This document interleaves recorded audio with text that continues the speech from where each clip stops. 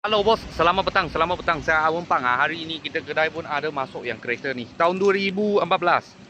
Honda CR-V ya, Honda CR-V 2.0 punya.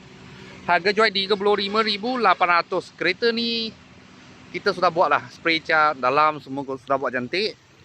Okey, warna tukar sebab dia warna asal biru. Biru. Okey. Susah nak jual. Ini warna. Kita kasih spray warna grey lah.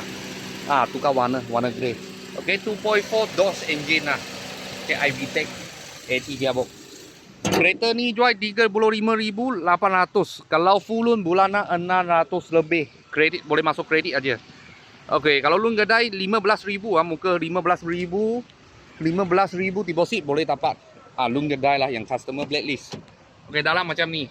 2.4 punya dalam leather, lepas tu dia ada bagi better shape lah.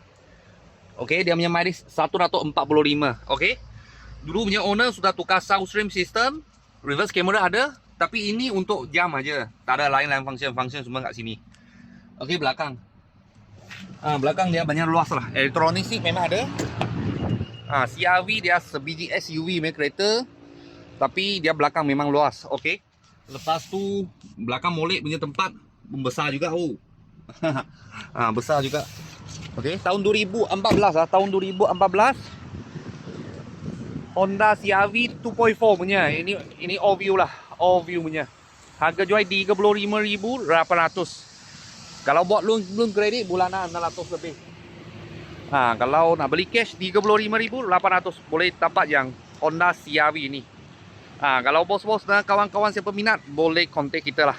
Kita ada dapat yang kereta ni. Kalau ada apa murah-murah kereta, saya akan video lagi. Thank you bos, thank you.